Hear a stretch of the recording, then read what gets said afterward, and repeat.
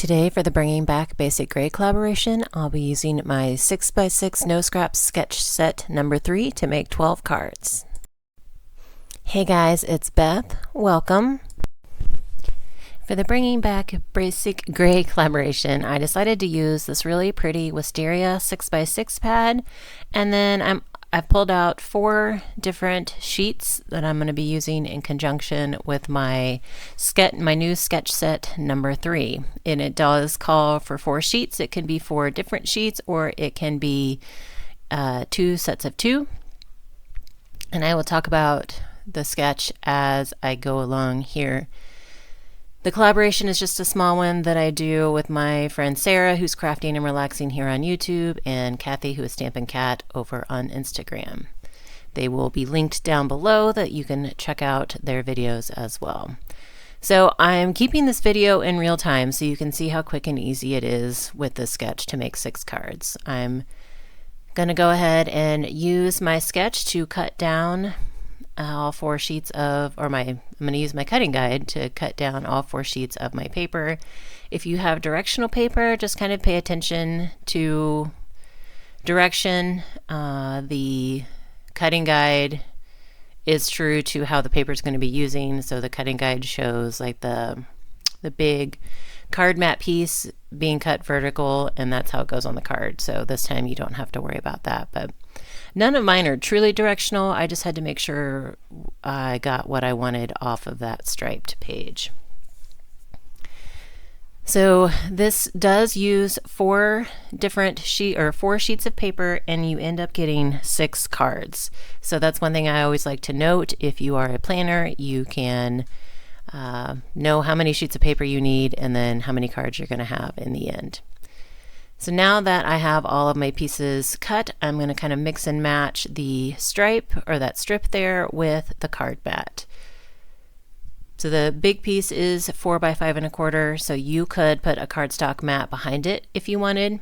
I'm not going to. I will be doing some matting in this video, but not for the card mat itself. And in my sketches, I show you how to use the full 6x6 sheet of paper with no scraps. If you do bring in cardstock to do some matting, please note that you will have scraps from your cardstock. I'm going to go ahead and adhere all of my strips at a diagonal towards, like, probably it's in the top half of my card mat.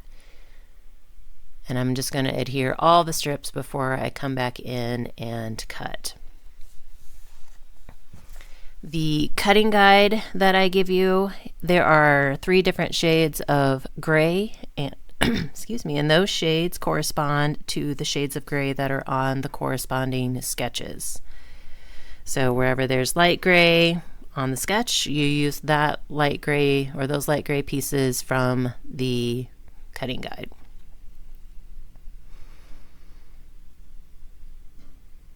I'm going to get my last strip on here. I just think this pad is so pretty with the blues, greens, and purples. So now I'm going to cut the strip off, and you can do the strip however you want. You can center it so you have equal overhang on each side. On this particular set of cards, I kind of skewed it so I had more on one side than the other. These cutoffs on my template sheet here, I show that these cutoffs are going to go on the inside of your cards.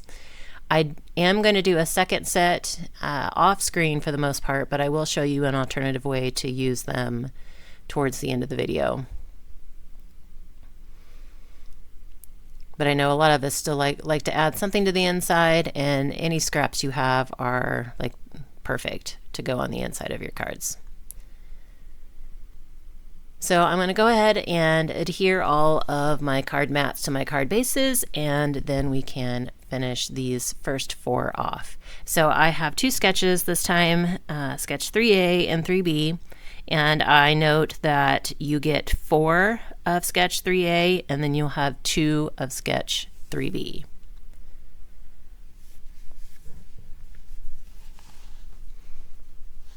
My intent with these no scrap sketch sets is not only to help you use up your paper quickly and efficiently, but to not have scraps left over, because so many times we make cards and projects trying to use up our paper, and then we generate more scraps that we have to figure out how to use. So I'm trying to eliminate that, and I know there are a lot of us who are trying to work through our hoard of paper, and hopefully this can help us work through it a little quicker. My card sketches are pretty basic, but that is showing you like just using the 6x6 paper that you have. You can make them as elaborate as you want. You can bring in extra embellishments. In this set of cards, I am going to bring in some extra embellishments, but I'm also going to show you how not to bring in, like what you can do if you don't want to bring in extra embellishments.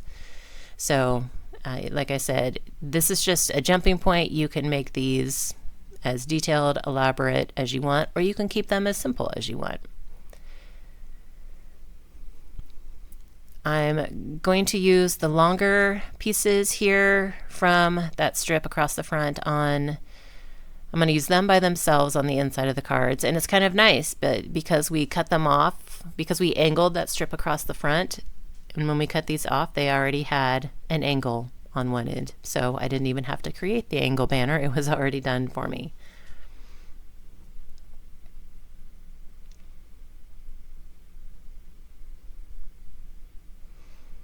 So in real time, I made this first set of 6 cards in about 20 minutes. So just so you have kind of a timing in mind of how quick this can go. So after you do sketch 3A, you have these 2 by 5 1/4 inch strips left over. So you, depending on what papers you chose, if you did 4 totally different sheets like I did, you can mix and match, and you're going to create kind of essentially a whole card mat out of 2 of those strips. If you used 2 sets of 2 papers, then you'll see kind of at the end, I do the second set of cards I just use 2 sets of 2 different sheets. So you'll see that you can make kind of a coordinating card mat with those 2 strips. So I'm just going to, I like to put mine on together so that I can make sure I have an even border around them, as well as a border in the center. You can butt them, if you have 2 of the same patterned strips, you could totally butt them up together if you want. If that white space in the middle bothers you, you can cover it up with a like Love from Lizzie border strip, or any kind of border strip, or another strip of cardstock or patterned paper. The strip, that strip down the middle doesn't bother me, especially with the 2 separate patterns. It kind of helps separate them a little.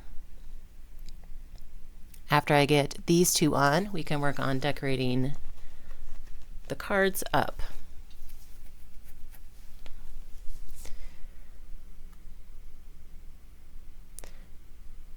From that angled strip on the first sketch that we did, I had some little of those angled bits left, and so what I'm going to do is kind of layer them up on the inside of the cards. Since I have 4 strips and only 2 cards, I'm going to layer them up, and that will just add a little bit extra since they are so small, and then it'll help me use up those last bits. And then all of our pattern paper is gone, like it is completely used up.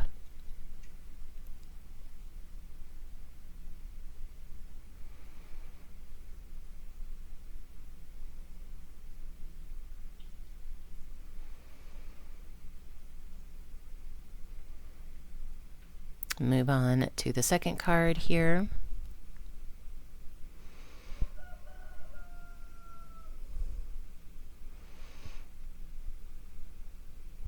And if you cut it so that you had equal amounts on both ends of your diagonal strip. You know, you could just do one on the inside, it doesn't matter. I've done it both ways at this point. This time I just decided to do more on one side than the other. So now the insides of our cards are done. All of our paper is used up. Now that all of our bases are done, we can do the fun part of decorating. I have some Mother's Day sentiments. I used my silhouette to print out some Mother's Day sentiments that I just used a 2-inch circle punch to punch. And I also have some that were printed in strips.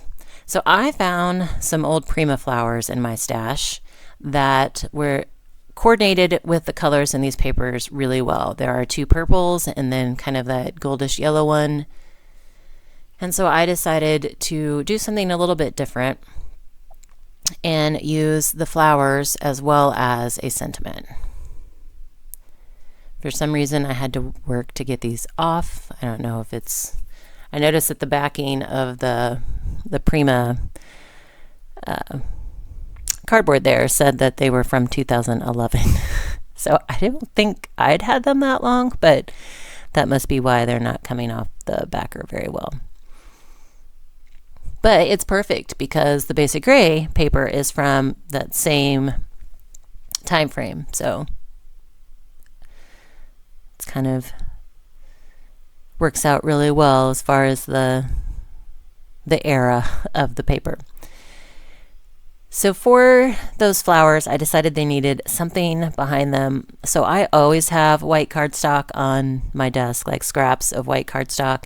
And I had a couple of strips that were big enough that I could get 2-inch circles out of.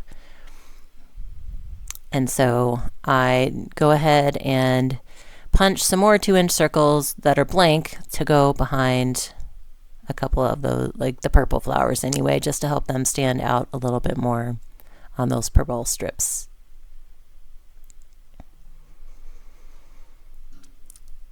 Now I'm going to bring in, like I said, I didn't have any Mother's Day sentiments that were like long and flat, that weren't like that. The only sentiment I think I have for Mother's Day, it fits best like on a circle or square. It's not like a flat sentiment. So since I was using the flowers, I wanted a thinner, longer sentiment that I could add as a strip across the bottom. So I'm trimming off the right end of my sentiment strip so that it will butt right up against that right side of the card. And then on the left side, I'm just going to add fishtail banners.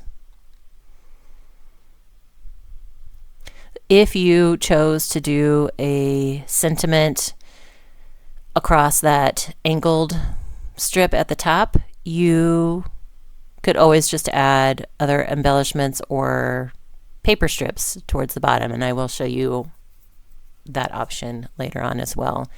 And even though I give you a shape for the sentiment on my sketches, you can use whatever shape you want. I think the card with the 2 strips on the right, my sentiment is a rectangle. This time I decided to go ahead and stick with the circles. So you could use a star, a square, oval, whatever you want. It's just kind of a guide to show you, that some kind of shape goes here. So I'll let my flower adhere. Another thing I wanted to note about my sketches is that it's just using up the pattern paper. So you don't have to bring in anything else on these cards if you don't want to, other than a sentiment. And you can use a pre-printed sentiment. You could use a, cut apart. Just the point is, one, to show you that you don't need anything else. So if say you are a beginner card maker and all you have is a pad, you can do these cards. Like, as long as you can find something that you can use as a sentiment, whether it's a sticker or handwritten or something you print from your computer like I did, you can make these cards. You can take a pad. If you want to make cards for donation, you can take one pad and find some card bases. You can buy card bases just about anywhere, at any of the craft stores, on Amazon, and you can make a set of cards. Now, if you are a more advanced crafter and have lots of tools and embellishments like I do, then by all means, use them. So here I am using the cutoff from my sentiment and a tiny circle punch to create some little circle embellishments. So this is one of those things that you can do if you do bring in cardstock for matting, or if you have leftovers from the sentiments that you've used, then you can use those as embellishments. You can punch, you know, circles or little stars or hearts or flowers, whatever, out, and then you're using up your cardstock scraps as well. And I just thought that darker purple patterned paper, it has a very tone-on-tone look, and it just looked kind of plain. So I wanted to bring something light that would really pop off that dark background. So that's why I decided to go with just some white circles. So this is an example of just using that circle sentiment across the strip, but then I did add a little bit extra around it to dress it up.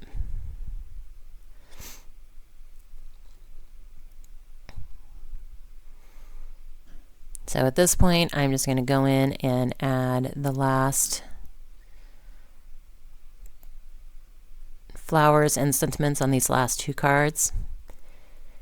So if you're wondering what's so special about Basic Gray made paper back in the early 2000s. They made like paper and embellishments. They were a paper crafting company, and their paper had kind of a lot of their paper had kind of a grungy look to it. You can kind of see it on the edges of this card. There was a little bit of aging, but it wasn't necessarily antiqued. It just kind of had a little bit of grunge. So if you think of like the 90s or early 2000s grunge phase in fashion, this is, you know, this was the grunge phase of paper crafting as well. And I, for some reason, really loved their paper and would buy it up anytime my scrapbooking store, which back then our area still had scrapbooking stores, which was awesome.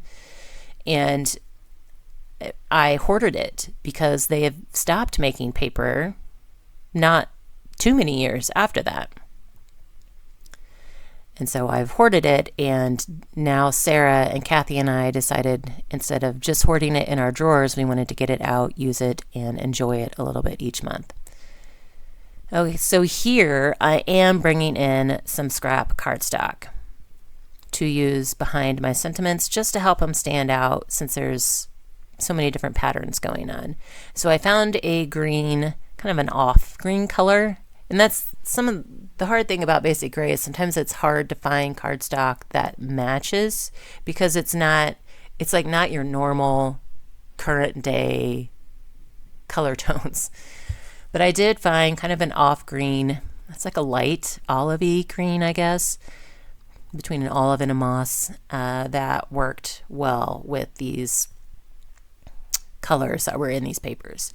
And I decided that since I brought in that cardstock, that I was going to use up those scraps and add strips towards the bottom of the card. So this is another way that if you do bring in cardstock for matting, that you can try and use up any of the scraps that you have, depending on the matting that you did.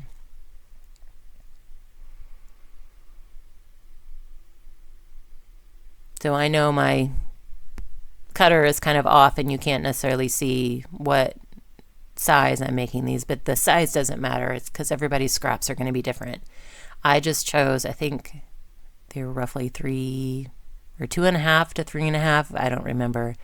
But I just wanted the white to be shorter than the green strip, and I wasn't worried about the width. I just wanted to get like kind of a staggering length. So I'm going to take both of these and add some fishtail banners to them on the left ends there.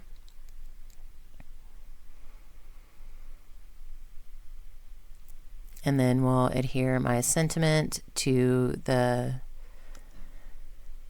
green, and the green actually is a patterned paper, but it had a solid on one side and then a pattern on the other, and so I'm just using it as like a piece of solid cardstock. And this paper is from probably early 2000s as well, so maybe that's why the color works with the basic gray paper. Now that my sentiment's on, I'm going to add the strips, and you can use the strips wherever you want. For some reason, to me, I liked them coming from the right side. You could flip them, have them come from the left. You could switch and do strips at the top and the sentiment at the bottom. It doesn't matter. I'm just trying to show you like that you take my base card sketch and you can build it up and make it what you want. And if you don't have any cardstock scraps, if you didn't bring any cardstock scraps, then you could leave the card as is. But if you did bring in some matting cardstock, or I always have some left over from whenever I'm stamping my sentiments on, or printing my sentiments too, on the white cardstock. So anytime that I can use up some of that scrap white is awesome. I always keep strips in my desk so that if I'm just stamping one, a couple one-off sentiments, then I start there before I go into my bigger pieces. But I still always seem to have a bunch of scrap white cardstock.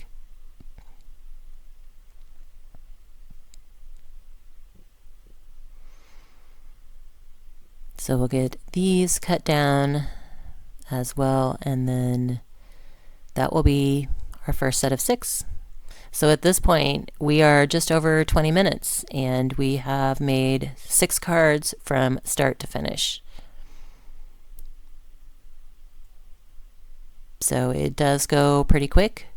The hardest, probably, the part that I didn't show was trying to find some flowers that matched.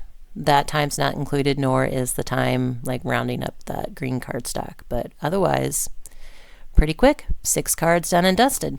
So I pulled out some green and blue patterns to make my second set of cards, more of a Father's Day theme. And I wanted to show you that on that sketch B, that you could take the cutoffs from your diagonal strip from sketch A, and instead of using them all on the inside of the cards, you could also use them behind your sentiment on this card if you wanted to add an extra pop of color but not bring in any cardstock. So I just wanted to kind of show you this variation here. You could also use it to punch circles in it, like I think I did, like I showed you in my sketch set 2. But if you don't want to do anything else with them, you can always throw them on the inside of the card. But here I just wanted to show you that it does add a little bit extra to your sentiment and just brings in a little bit extra pop of color.